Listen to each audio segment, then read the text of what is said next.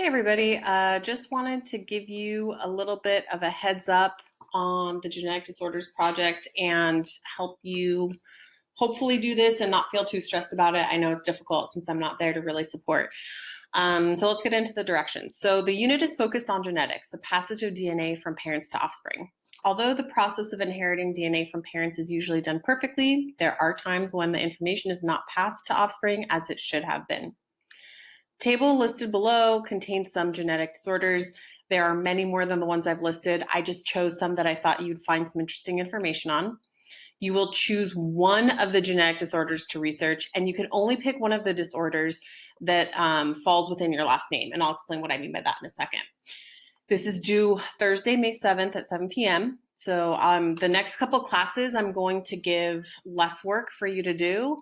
You'll have the exit ticket as well as you'll have some instruction, but really I'm going to give you some time to focus on this, and I'll explain what I mean.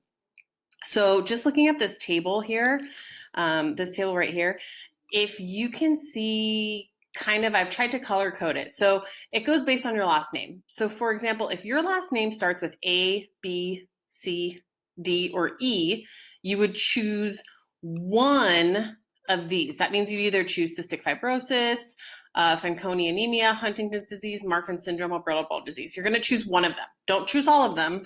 Just choose one. It's whichever one you prefer. So in my case, my last name starts with P, so I would only be able to choose from this column here, right? So I could do PKU, maple syrup urine disease, and yes, that's a real disease, ALS, color blindness, and Bloom syndrome. So you can decide which one works with you based on your last name.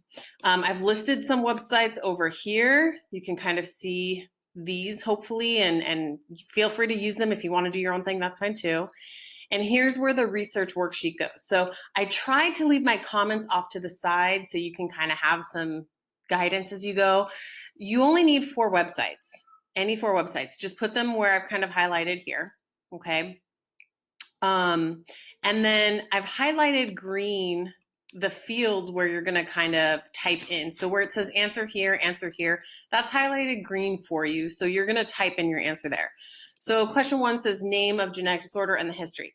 So that's where you're going to tell me specifically what genetic disease are you looking at? Are you looking at PKU? Are you looking at Down syndrome? What are you looking at? And a brief history. You don't have to give me a complete timeline.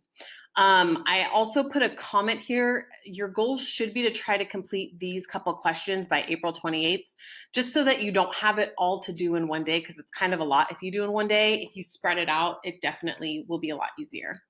And then which questions you should have done by April 30th. So I'm breaking it down for you as you go. Again, these could be done by May 5th. So ideally by May 5th, you would be done. If you're not on these, if you only finish 2 or 3 of these questions by April 20th, you'll be fine. But I just wanted to give you a timeline for that, okay?